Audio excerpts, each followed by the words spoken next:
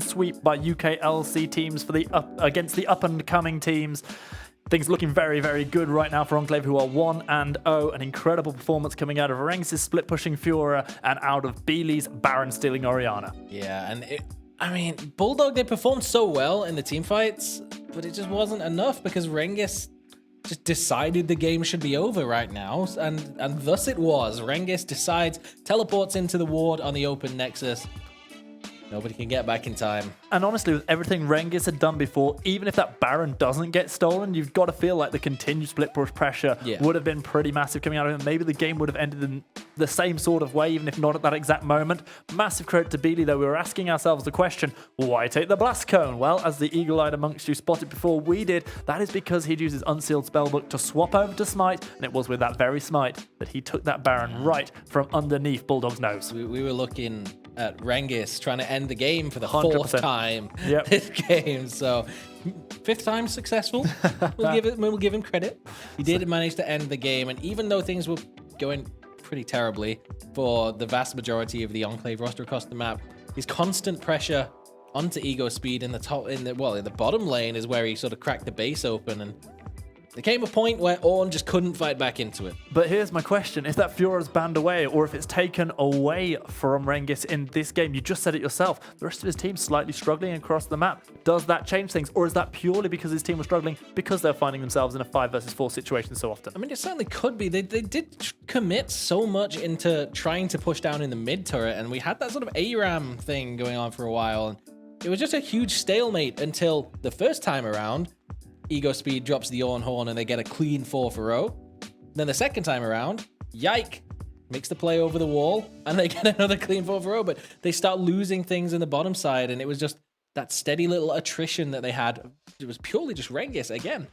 No one could deal with Rengis in that game. Pure and simple, and if they take that Fiora away, we'll see whether or not he's able to have the same impact into game number 2. If he is able to have that impact and it ends as a 2-0, then not only will we see our 4th UKLC team progressing to go into the next stage of the bracket here at Forge of Champions, but we'll also see a correct prediction for yourself, for Hiprain, and most shockingly, for Orcs.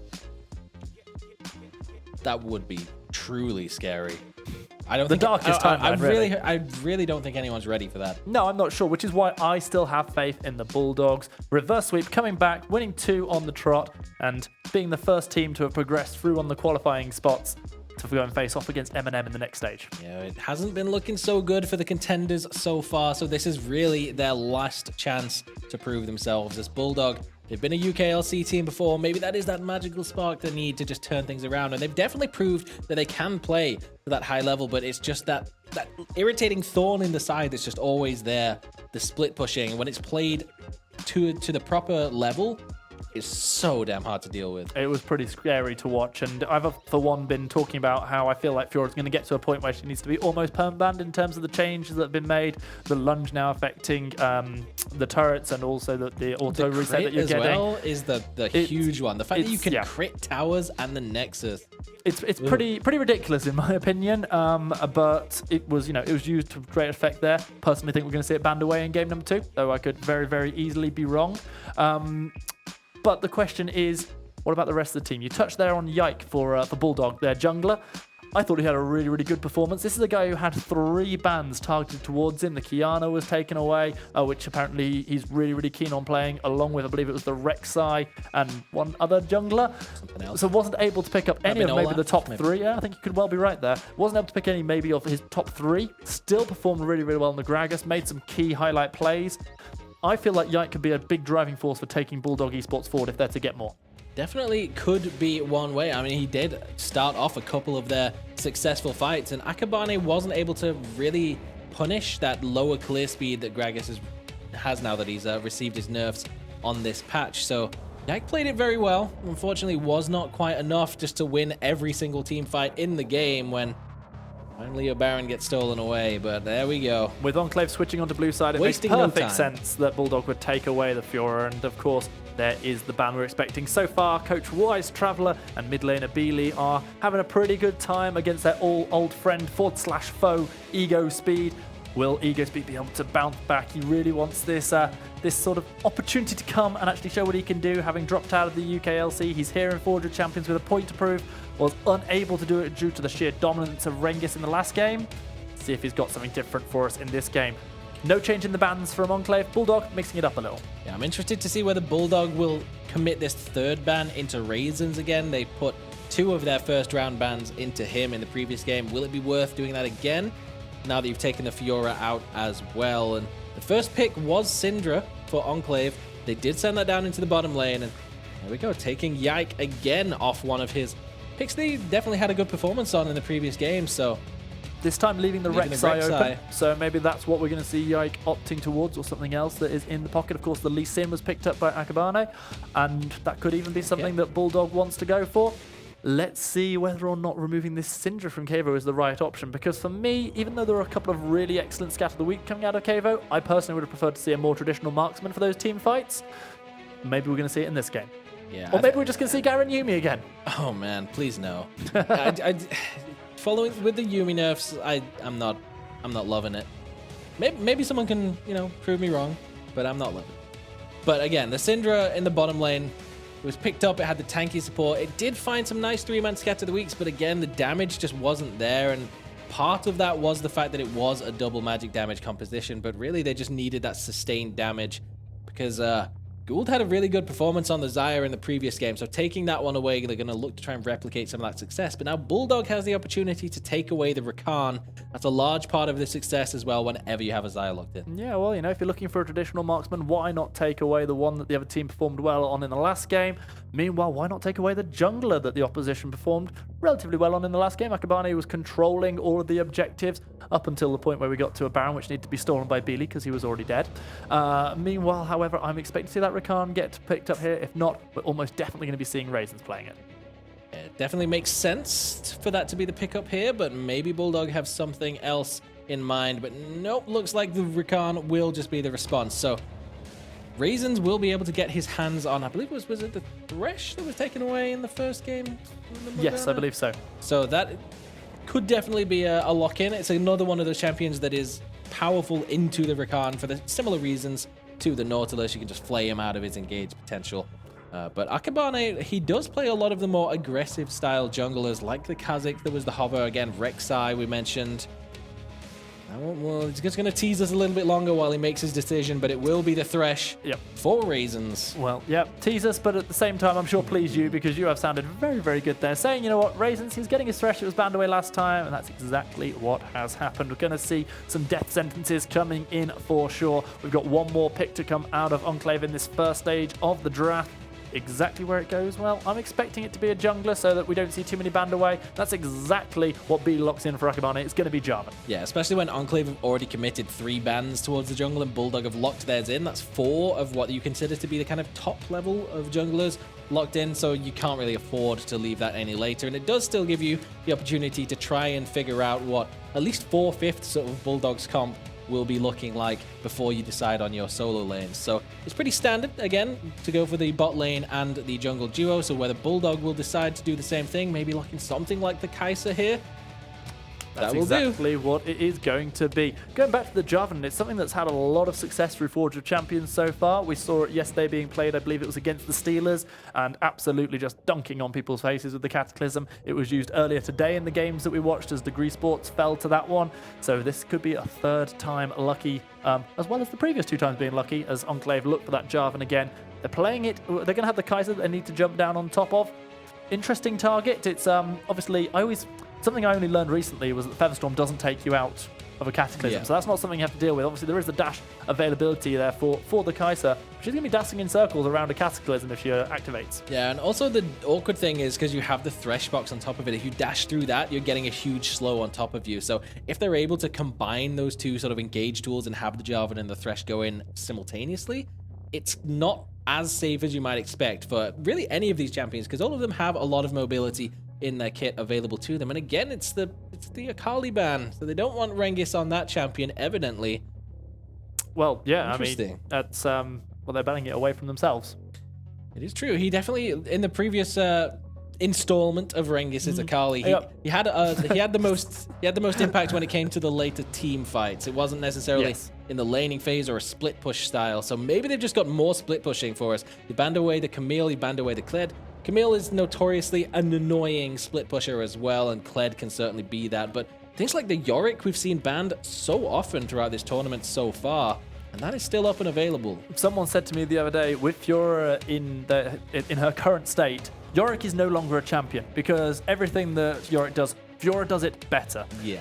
But Fiora's not available right now, so maybe Yorick has once more become a champion with the Fiora benched away. We'll see whether or not Enclave opt into it. They might have an opportunity to see what Ego Speed is going to be playing in the top lane. Of course, we could see a potential flex pick here just to confuse things. I would recommend they pick a mid laner here. Okay, they go for the top laner. I was going to say if they went for a mid laner, they could see exactly what this playstyle will be for the top laner. So if it is going to be a split pusher, they can pick something that can play into that. But the Gnar, I suppose, could be used as a kind of split pushing threat depending on the build. But again, it's not really a very tanky team comp that they've got so far. So they are going to need that frontline presence to allow the Kai'Sa to actually dish out any of the damage. Well, perhaps we see Yike building a slightly tankier version of the Lee Sin than we saw from Akabane in the last game. Gould, of course, will have the... sorry, not Gould, but Ego Speed will have the ability to build some tankier items so that certainly when the Mega Gnar becomes available, it will be pretty scary. Meanwhile, we are probably going to see Beely taking his Unsealed Spellbook for the second time round. He just wants to steal more Barons. He's just a greedy boy. Okay, so Irelia is that sort of old school counterpick into any ranged champion in the old form of Irelia. She still does relatively well into them, but can be punished a little bit in the earlier phases of the game. So if Akabane is able to accelerate the game once again and start getting some picks, especially towards the top side, get Rengis ahead, this could be a bit of a repeat of the previous game because Ego Speed, he's got the tools for great team fighting capabilities, but the split push should definitely be in favor of Enclave. Okay, the final lock-in is here. It is going to be Xerath. So yet another not particularly meaty target, and there are going to be a lot of options that if Aurelia does opt into not go for the split push, but the team fight, loads of squishies there to be picked off. Yeah, he's very long-range champion, so should be perfectly fine to play up against Orianna in the earlier stages, but when it comes to late game, so susceptible to flanks because he locks himself down when he's casting the ultimate. If Aurelia or Jarvan or even Orianna, anyone comes around the side, he probably won't be lasting too long, so they need to have very good vision control to make sure that this is exactly, you know, the pick that it's picked to be as powerful as it can be. As a jungler, when I play against Xerath, I look at it as, well, if I come in once, I burn your flash. If I come in twice, either you need to kill me or I'm going to kill you. So definitely not the easiest champion for Eternity to play into a Jarvan, into an Orianna, into an Aurelia, into a Thresh. So, you know, definitely going to want to hold on to that flash for as long as possible, but don't save it for Worlds. A lot of... Tomorrow, by the way. It's only tomorrow. It's not that long to hold on to it, really. But no, I'm going to recommend don't hold on to it till then. There's a lot of engage tools, really, is the key point for Enclave. And that was kind of lacking a little bit previous game, where, you know, we had that stalemate in mid. Like, there is no better word to describe it than stalemate. I keep going back to it because that's what it was. It was both teams sat in mid for 6 minutes. Nobody was really starting a fight, and then eventually Ego Speed gets bored of 1v1ing Rengis, comes over, drops his ultimate, his team cleans up, and he goes back to 1v1ing Rengis again. Yeah. And eventually, the problem is he found all his turrets missing by the time he got there. There was just nothing left. It was just rubble in that lane. So this time, there is a lot of tools for Enclave to actually close the gap. And once they've closed the gap, they're definitely not lacking in damage. Yeah, that 6-minute stalemate was interesting because it felt like one team in Bulldog were sort of scaling up, getting towards the Ornn items, towards that late game Xayah, which could have been so deadly, and the other team were just waiting for their opportunity to split push. Things worked out better for the split pushing team in the end, but we've got a very, very different game on our hands here in game number 2. Enclave go into this one knowing that if they win it, they secure that final spot going into the next stage of the bracket for Forge of Champions. They make themselves yet another UKLC team progressing. However, Bulldog still in with a chance. They have to make it count. They are the final representatives now for the contenders from Belong, NSC, the Open Tournament, and Insomnia, the final challenger. Down a game against Enclave. They need 2 to make it back into the next round of Forge of Champions. It's a tough ask for anyone, but Bulldog definitely showed that they're capable of doing so. And Bulldog will have to show that they are more than capable for this one. They will have to go and actually secure a game where they could not before. Rengis is not on as much of a split pushing threat though in this game. It's definitely still a potent split pusher, but it's not been buffed to just 3-shot towers, which is nice if you're Bulldog. So Ego Speed might feel a little bit safer to group up with his team for slightly longer periods of time and try to just give Seb the opportunity to find good engages with the Rakan. Meanwhile, we do see that Yike and Ego Speed are going for the red buff straight away. Going to be able to pick this one up. Lee Sin, once again, known for starting on this red buff, doesn't really need any mana coming in from the blue buff at all, of course. Meanwhile, we see Akabane doing the exact same thing with a little bit of help from his duo. Kavo and Raisins, they were pretty solid in the last game. They kind of didn't have a huge amount to do. Obviously, playing the Syndra, it wasn't the traditional ADC lane that you see. In this game, I'm looking for them to be that little bit more hyperactive because they're going for a slightly more traditional matchup. They've got the strong tools to deal with Seb and his potential engages. Gould might not be looking to play super aggressive until he's at least picked up the more mana, but he's already starting to kick off a little bit in the bottom lane with some very quick trades, and Akabane is already pinging down. Like he's going to be trying to shove in and go for an aggressive engrade onto Yike's jungle. So they've spotted him out on the ward.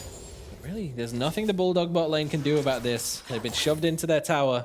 So Yike will just look to mirror it on the top side of the map. Yeah, some immediate vertical jungling coming in from both Lee Sin and from Jarvan as they both take the blue buffs nice and easily for themselves. This will mean that Akabane does have that opening to try and look towards the Bulldogs bot lane. However, they're stuffed under the turret right now, so they're just going to have to stick around doing what they do. Lee Sin, meanwhile, could turn his attention towards Aurelia in the top lane. This could be a dangerous place to be if you're Rengis. She is pushed up very far in this lane, has flash available. That's going to be Ego Speed going in. He's mega now already. He's only level 2 against Rengis, who's level 3. Does manage to land the stun, dashes forward, dashes back, using the flash. Yikes, dashing forward with the safeguard onto the ward. Isn't quite able to connect the Q onto Rengis, however. That is going to be a flash burned out of Rengis. A nice trade coming out of Bulldog.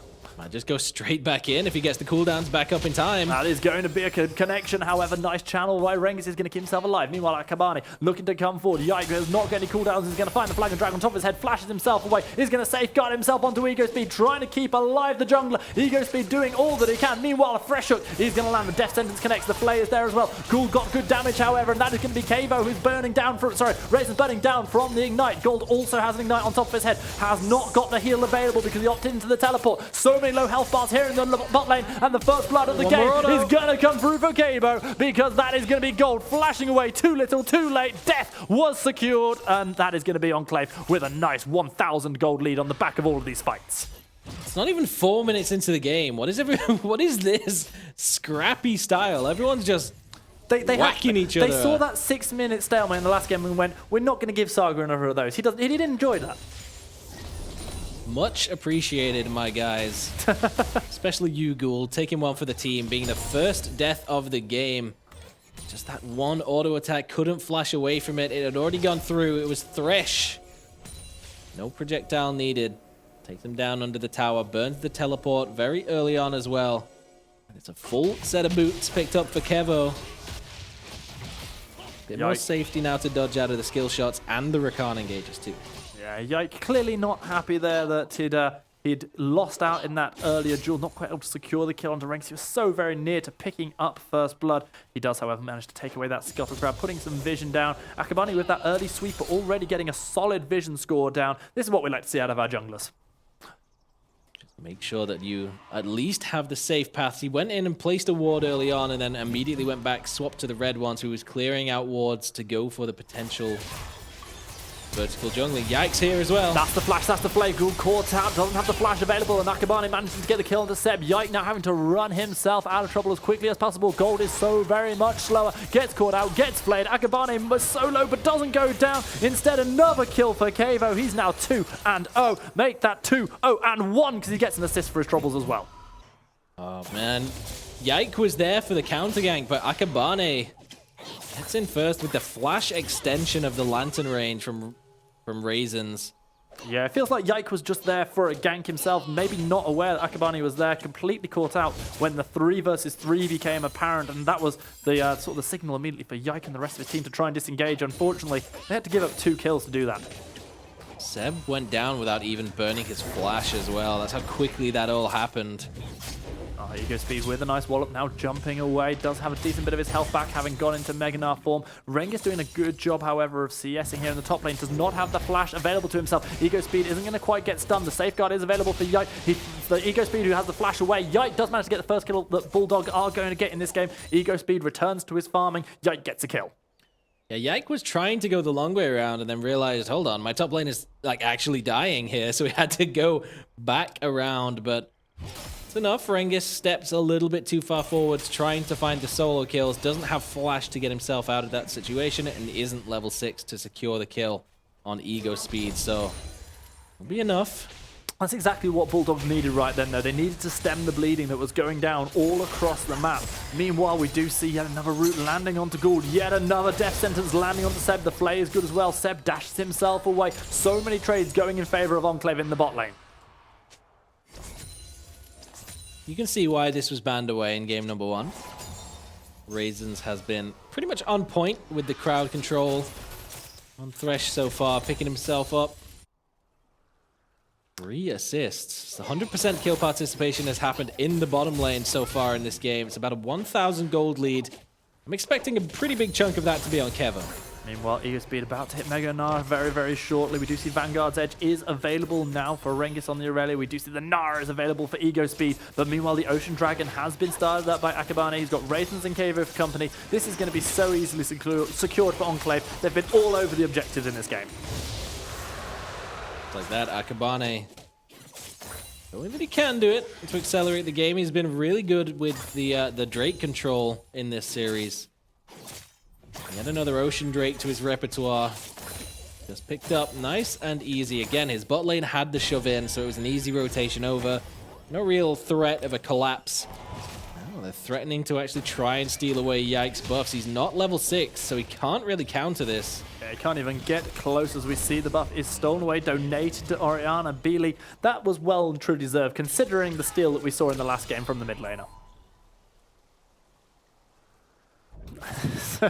So now we have to wait and see just what Ego Speed and the rest of this Bulldog team can do to stop themselves from going down 2-0 in this series. They want to be the first team, not only to take a game against one of the UKLC teams here in Forge of Champions, but also to take a series, to progress to go and face M&M. Ego Speed doing everything he can. He's really harassing Rengis, forces the flash one more time. Yike is here in the bot lane. The dive is going to continue as Ego Speed is going to go Mega. He's going to find the Gnar into the wall. He's going to get the stun. Ego Speed taking a lot of damage though. That's going to be the safeguard keeping him safe. Yike also takes a turret shot. Rengis lives in the 2 versus 1. Meanwhile, Akabane is coming in from the river. He's looking for a potential cataclysm. He's got the flag and he's got the drag. He's going to use them as he dashes forward on towards Ego Speed, who is no longer in Mega Gnar form. Rengis is so very, very low, but not low enough. Yes, he is. He dies, but so does Ego Speed. Rengis and Ego trading death with each other there in the top lane. However, it was Ego Speed who picks up a kill. Meanwhile, Akabane gets one for his team in the bot lane. Look at the number of turret plates already secured by Kava and Raisins. They've been so aggressive. They're so far ahead. A slight misplay from Yike to throw out the Sonic Wave before guaranteeing the CC onto Rengis, as Rengis went to turn it around as soon as he got under his tower, dealt some damage onto Ego Speed, dropped the ultimate, and incidentally dodged out on the skill shot from Yike as well. So when the Dragon's Rage came through, knocked him against the wall, he had a wall of minions in front, so he couldn't finish off that kill. Ego Speed still managing to make it out of 3 members collapsing onto him with a 1-for-1 trade is definitely beyond what we were expecting of that as soon as we saw the Oriana and the Jarvan moving up. Feely with the dissonance here is going to be able to refresh that blue buff nice and easily. Obviously, very happy to have stolen one away and to get another from an ever-loving jungler in Akabane. Looking at the item disparity in the bot lane is a really, really scary time for this Kaiser. The Doran's Blade and then the sort of mishmash of items towards a potential tier, which is going to be completed as we do see this teleport coming through. A pickaxe now picked up as well, but we're going to see so much more picked up by the Zaya, who even before that already had completed boots, a Doran's Blade and 2 longswords. Oh yeah, that's a BF. Ooh, and a Corefield's completed as well. That is a very, very far ahead Kavo. Doesn't quite have it converted into the full Essence Reaver just yet, but he's definitely not far away from that point. And Enclave in a much better position now to try and turn things around if they are getting into these little scrappy 4v4 team fights with Ego Speed and Rengis on the other side of the map. So Looks like they might have the tools to actually come out ahead of them. Akabane there clearing out some vision. There is still a little bit in the Herald Pit, however, with the control ward down. It's going to be apparent that Enclave are starting to swim up, but I'm not entirely sure that Bulldog are going to be able to contest. 3 people strong are just pushing consistently on towards getting the damage down, hitting the eye time after time. This is going to be yet another objective secured by Akabane. 3 wards in the pit for Bulldog, but they aren't doing anything if they aren't going to try to contest. 2 of them aren't even giving vision. It's just the control ward in there that just... I mean, it gives them the timer on the Rift Herald, but that don't respawn, so... Akabane's just got that in his back pocket. Hopefully we'll see a slightly better usage out of it than what we saw from Yike in the previous game, where it was just running out of time and got cancelled out by the Scatter the Weak from Syndra. Here we go again. Immediately going top lane. Rengis with the split push, looking towards getting a potential first turret. Is actually having to race against his own team, who have put the Herald up in the top lane. First turret is almost definitely to be secured here by Rengis. There are only 2 turret plates left, so this wasn't the hardest challenge in the world for the Tiamat Aurelia. However, meanwhile, in the top lane, we do see 3 people defending that turret. That's going to be a shockwave going on to Eternity. He does have the flash available to him. However, he's eaten a massive chunk of his health. Beely does manage to take one of those Qs from Eternity to the face. However, Eternity dashing himself away, trying to stay safe, trying to use the potions to keep alive. Beely might have been threatening to try and go for the tower dive there. He has swapped over to the barrier. So he would have been able to survive an additional tower shot there. Right, the Arcane has been used now by Eternity. Tried to take down Beely, however, now he's going to have to try and clear out a wave. And with Akabane waiting, having that Cataclysm available, this is a dangerous time to be the Zera. Ocean Drake II is up and available on the map. Akabane, being the dragon control mastermind that he is already on his way there with the support of Raisins and Beely, looking to just completely dominate the Drake game in this series. Kevo might be in a bit of an awkward spot, but he's spotted it out early enough. The vision game is so good right now from Enclave. Not just 1, but 2 control wards there, meaning that any potential catch that could have been had by for Kevo, Seb looking to come up with Yike, it just wasn't to happen. Meanwhile, Ocean Dragon secured free and easy as soon as you see the Lee Sin in top lane. Might even try and look for a play around the mid lane, but minions pushed a little bit too far forward, spotted out Raisins hovering on the side, and Ewell himself, just about not spot out Yike and Seb. So close, and that ward I think wasn't even revealed either, but he will just head back up to Kevo nonetheless, give him that additional bit of safety. And on the bottom side, Rengis again going head to head with ego speed. Akabane still hovering around on the bottom side of the river. Yike, he's got plenty of wards between himself and a potential target of Kevo. Raisins sitting far back as well, so the death sentence will keep him guaranteed to be safe. Great numbers for both mid laners in terms of CS. However, due to that 11 CS advantage for Orianna, a small bounty has been built once again onto the mid laner's head. This time, it makes a little more sense. At least this time they were able to take down some turrets and get some plates. 14 minutes has been and gone, so those plates will no longer be up and available, but the top lane tower is not looking healthy for the side of Bulldog. That should be going down. Just a couple of auto attacks as long as Kevo and Raisins get an opportunity to do so, and it looks like that might just be the target as Akabane is roaming up. Not even 15 minutes in and already we see this 4,000 gold lead being built up for Enclave. The team who came into this probably as the favourites with their UKLC status, with the players that they've got at their disposal. They are looking to make a point here. They, of course, will go on to face M&M should they win in this game, and that is a pretty challenging task in itself. But right now, they've got to focus on the task at hand. They're doing a great job of absolutely bleeding Bulldog dry. Yet again, 2 turrets to 0 up, 2 Ocean Dragons to none, having had the Herald as well. Their objective control has been absolutely immaculate. If it weren't for those 2 kills, they could definitely be on course for a perfect game, but instead it's just 4,500 gold lead at 15 minutes, only with a 2-kill advantage as well, so it has just been clean execution. This time at least there is a gold lead on the 0-0-0 mid laner, who's got a bounty on the head, about 700 gold, but again, it's the bot lane is where things are really looking good for Enclave as Kevo.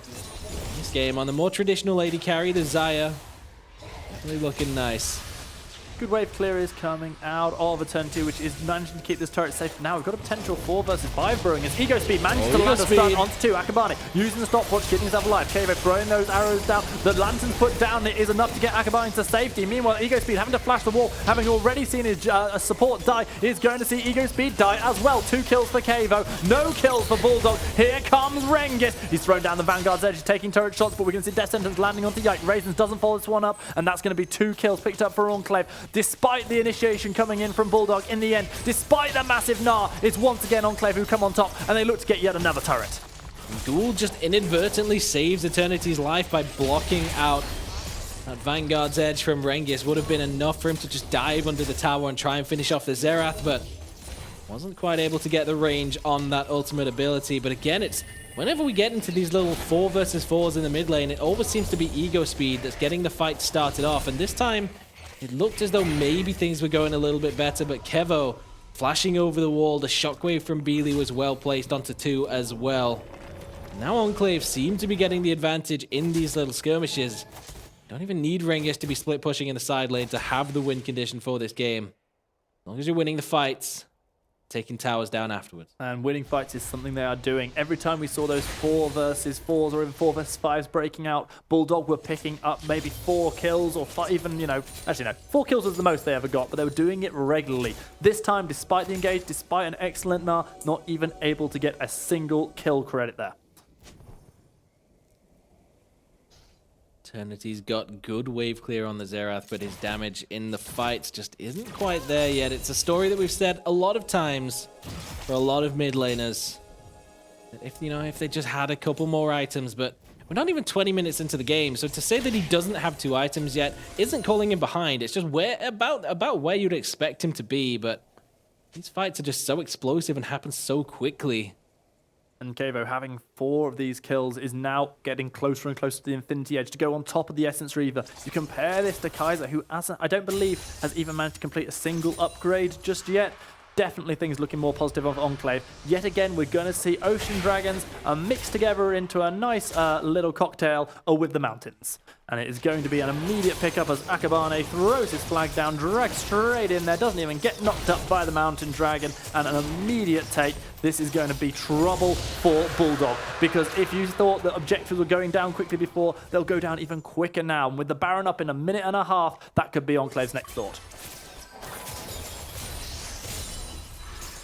Towers in the side lane are definitely standing up a little bit better in this game than they did previously, but seems like, again, the mid lane seems to be the focus for Enclave. All members just shoving this in, making sure Eternity is stuck on wave clear duty. He's picked up a Magi's, which is optimistic. He's still 0-0-0.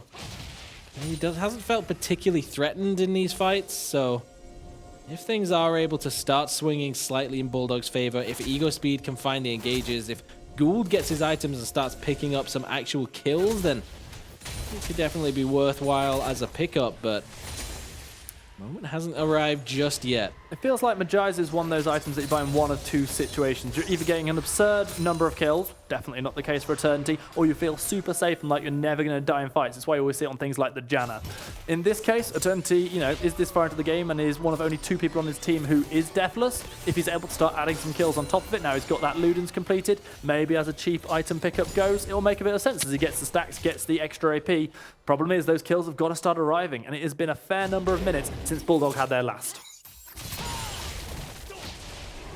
Kevo really needs to be the target. He's got 2 completed items, but it's Gould who gets caught. Yet again, Raisins with the death sentence. That's going to be the Cataclysm. Gould trying to dash away, but unable to get away from Kevo's feathers. And another kill comes in for the ADC of Enclave. And another turret is under threat from this team who are continuously pushing in. Another death sentence. Another stopwatch being burned. This time, Yike trying to stay alive. He dashes away. He does manage to get away from Akabane for now. However, at what cost? Akabane is going to be pulled back by the Lantern. Nice plays there by Yike, keeping himself alive, but he had to burn the flash. He had to burn the stopwatch for the privilege. And with Baron up, he's going to be sent straight back to base. And you saw as Gould was caught out there, the combo we talked about earlier of the Cataclysm to lock you in place and the box on top of it. You can dash through it, but you're slowed by such a huge amount, and it didn't matter. Kevo was able to close the gap and finish off the kill. A teleport for Ego Speed. He has the Gnar up and available. However, he doesn't quite manage to jump into the pit, and we are going to see Jarvan easily securing this one. 5 Baron buffs there for Enclave. Despite the teleport coming in from Ego Speed, it was not enough to prevent the inevitable. Can't steal it when Beely's on your team. Eternity did his best, but I would have loved to see Beely just take the smite there, just to, you know, just to trouble his own to jungler. guarantee it. Oh, no, Beely has had a really, really solid game. You know, 0-0-2, it's not the most flattering of scorelines. However, steadiness has been the name of the game. The highest CS in this particular performance as well. Absolutely one of the standout players of the game, but still got to turn your attention towards Rengis from game 1.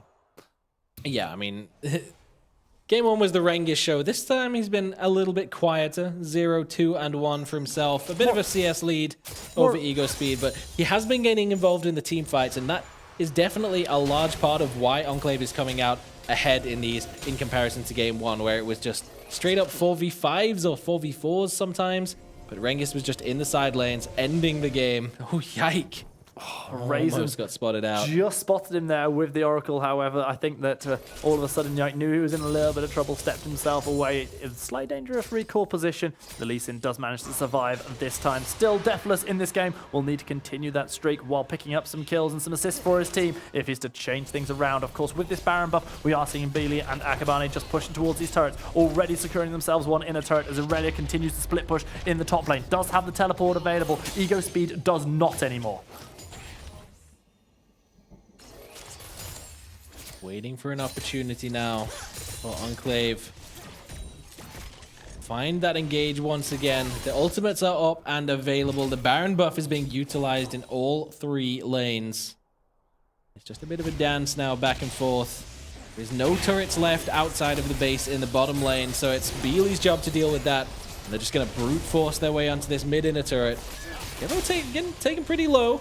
That is a surprising chunk of damage there. However, it is the turret that is chunked even more. And with that Baron empowered cannon minion, we are going to see yet another falling in favor of Enclave. They're now 5-0 in this game for turret. They are 11,000 gold in the lead at 23 minutes. And they have their foot well and truly on the throat of the Bulldogs. The Bulldogs are currently the underdogs. And they are currently looking like they might be the dead dogs if things continue.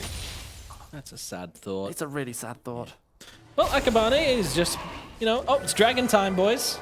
We've taken a tower. 4, 3, 2, 1, let's go. That was good maths. Hey, I did it at last. Ocean Dragon will be the reward if this game is to go on for another 5 minutes and Enclave find themselves in the right position. They could get that triple Ocean. Great for the sustain, great for the continued push. Not so great for Bulldog's chances, especially as that Infernal has just been added onto all the other elementals that Enclave have gained. Now that they've taken down that middle inner turret, they've still got a little bit of a duration left on the Baron buff. Just trying to secure their spot on the top side, but Bulldog have made the rotation earlier. They won't have a minion wave in time. Really put some pressure down back onto that. So the next Baron up in 2.5 minutes. Might just be the next focus for Enclave.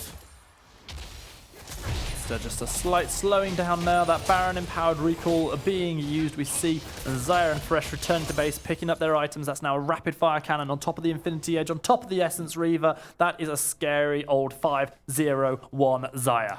Kevo's got 3 items before Gould has his Mora Mana transformation. Kind of sums up how this game's been going for Bulldog. It's pretty rough. On the plus side, at least that Mora Mana is almost there. We are going to see the Rage Blade completed, so at least some upgrades coming through for Gould now, who is going to have to be one of the key damage dealers in this fight. We still see 0 stacks on that Magi's, which so far hasn't proved worthwhile for Xerath. We need to see him picking up some kills too. Frankly, we just need to see Bulldog picking up some kills in general if they want a chance in this game. They need to start finding some picks with Yike and Seb. But really, when Enclave are just playing as a unit, just rotating between lanes together, there isn't a chance really to pick off any isolated targets because there just aren't any.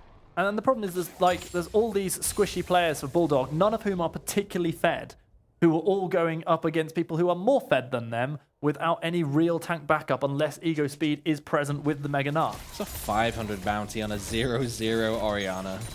Come on. I mean, it's a massive amount. It's a massive amount of CS gained. I mean, that's, you know, 60 something in lane. As we see Rengis looking towards Ego Speed, Mega Gnar into the wall. We do see a nice use of the Ride of Arcane. Raisin's trying to dash aboard, trying to use those blades. And it's going to be Ego Speed who's lower and lower, flashing away. The auto attacks are following the minions, not quite taking down Ego Speed. But here comes the Jarvan using the Cataclysm onto Eternity, who flashed himself out of trouble. Meanwhile, Rengis does take down Yike, doesn't even die. Meanwhile, Inhibitor is going to be going down in the mid lane. Inhibitor turret is going to be going down in the top lane. And even without the Baron, the continued push, the continued pressure from Enclave is paying dividends. Baron, it's going to be Bulldog, who are just absolutely trying to survive as best as they possibly can. They're doing this 5 versus 4 at the minute. There's no chance for an engage because Yike is dead.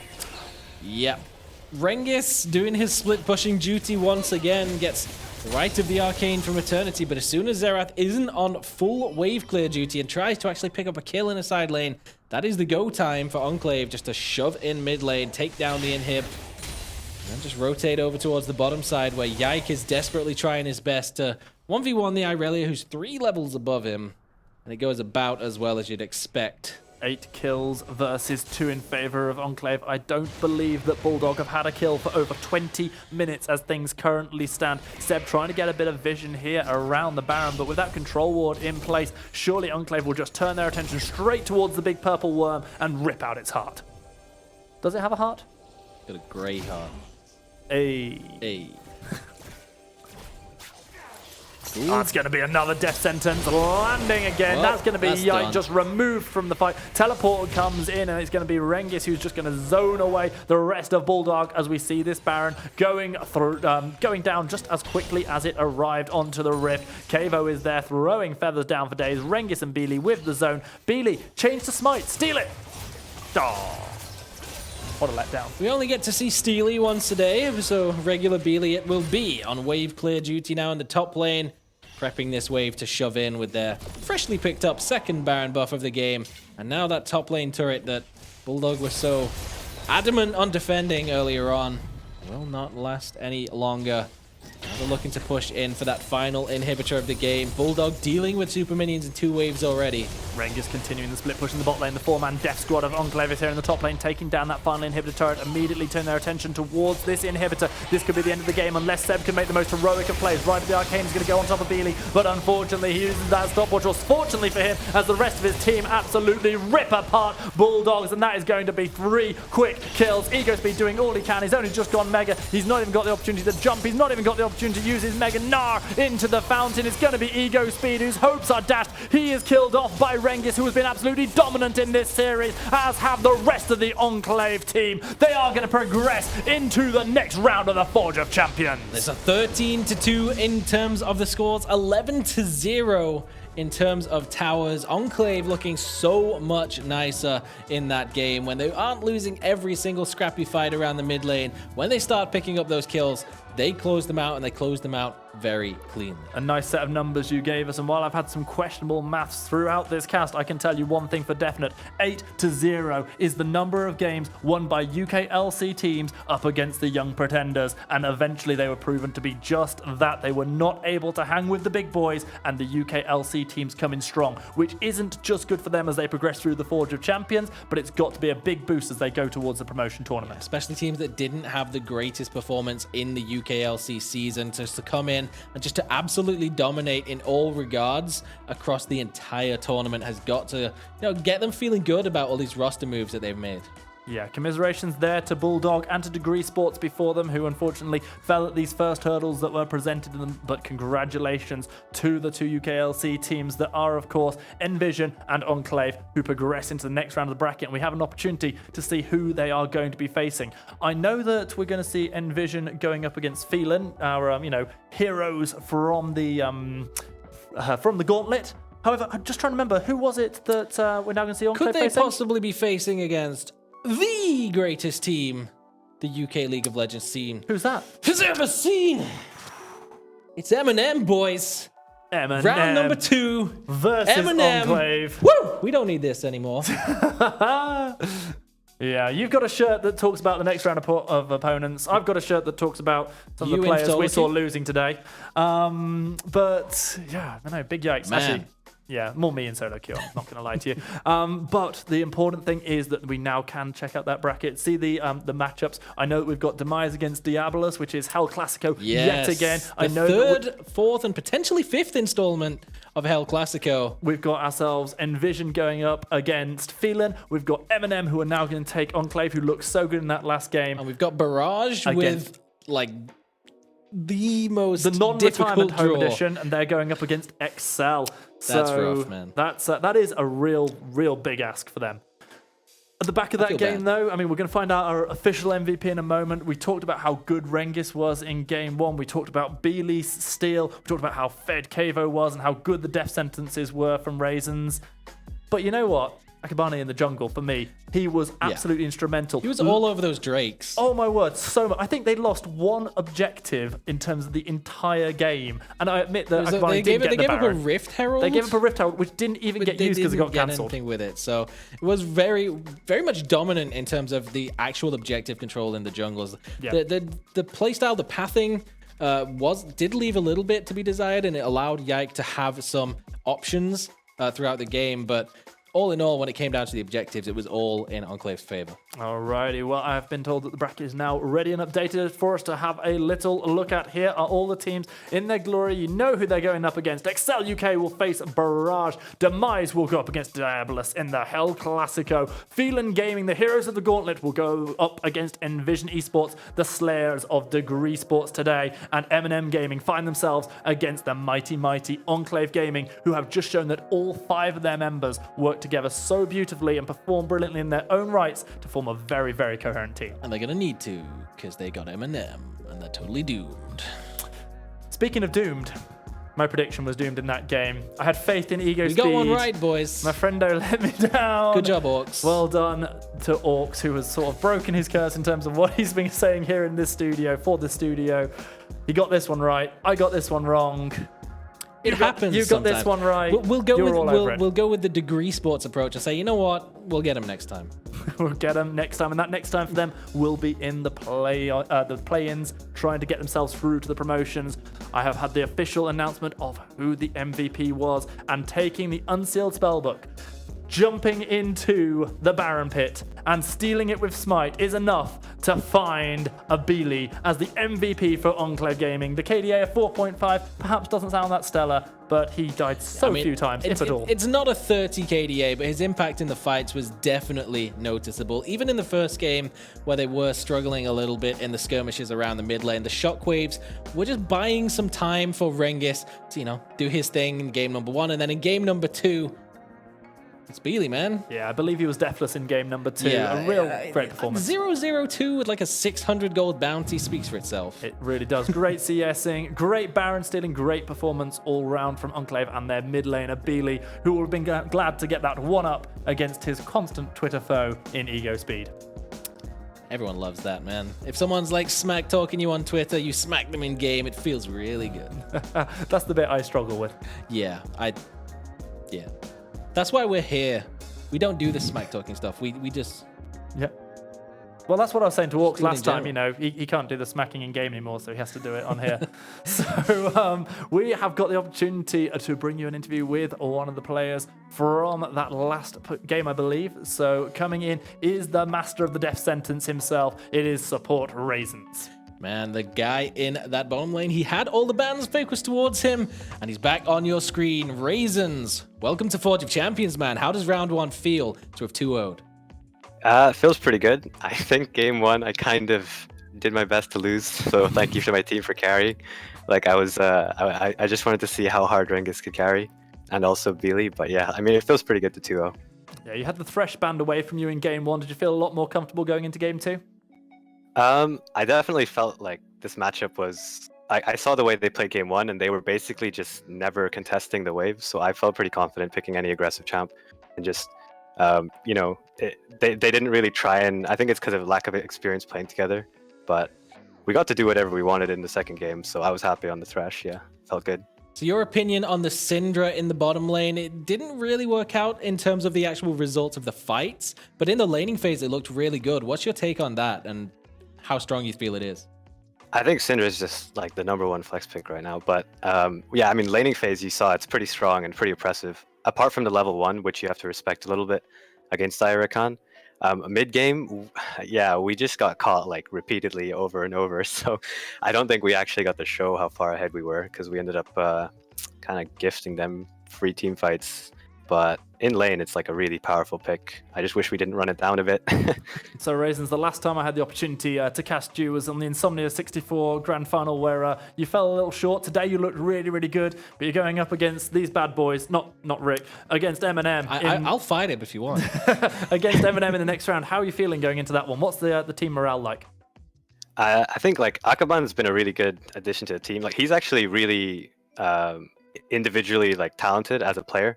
So I think in general, going into Eminem, like we have a decent shot, but they've been playing together a fair amount, so it's going to be like a pretty tough game for us.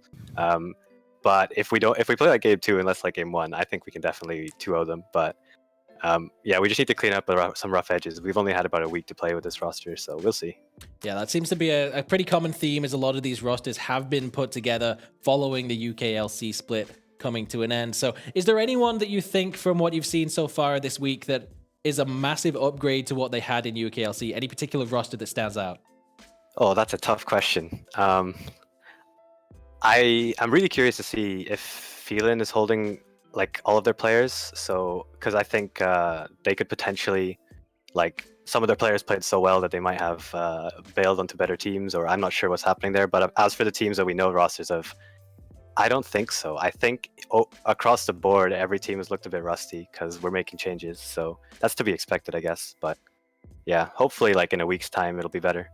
All right. Well, Raisins, thank you very much for taking the time to come and have a chat with us. Congratulations for your win, and the best of luck to you up against M&M Gaming in the next round. Thank you very much. Thanks. Gonna need it. I like the way that you waited until he was gone before you said that. Yeah, that's it. We have to flame people when they don't get a chance to flame back. It's all good. It's all good. So does that mean that, like, as soon as you're on a train? Oh, ouch. I mean, to be fair, probably earned that one.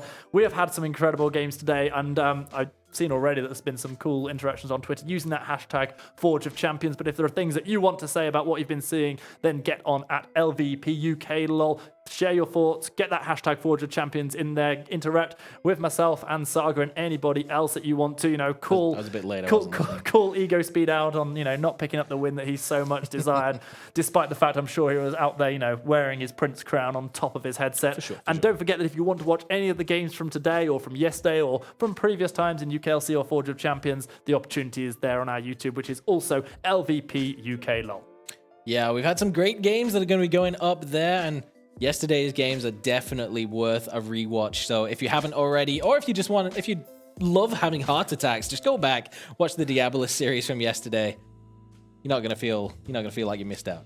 Yeah, not at all. But as we sort of get to a point where we're rounding up things today, what was your highlight of the two matches that we've seen today? Is it the back door or is it the Baron Steel? It's one or the other. Should we take one each? For me, Baron Steel. Okay, I'll take the back door.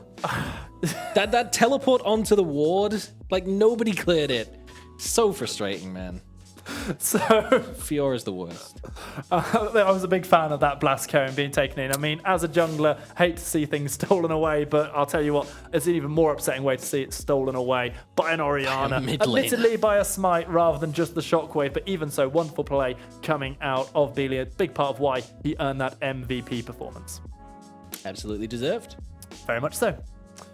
So I believe that's it. I think that we're done for the night. And all I have to say is thank you very much to all of you who have been out there watching. I hope you've enjoyed it. Well done to all of the teams who have been playing across this first round of the Forge of Champions. Commiserations to our 4 open teams who came in. They gave it their best shot, but ultimately it was commiserations for them, and congratulations to the UKLC teams. They all stand strong. They all progress to the next phase as they all look to try and get to the grand final where they could go up against Fnatic, our UKLC's split winners. I'm Stanley Greyheart Barker. I've been joined by the wonderful M&M Saga Sharples, who is now apparently part of the M&M team. So I guess he won't be on the broadcast next week. Good night.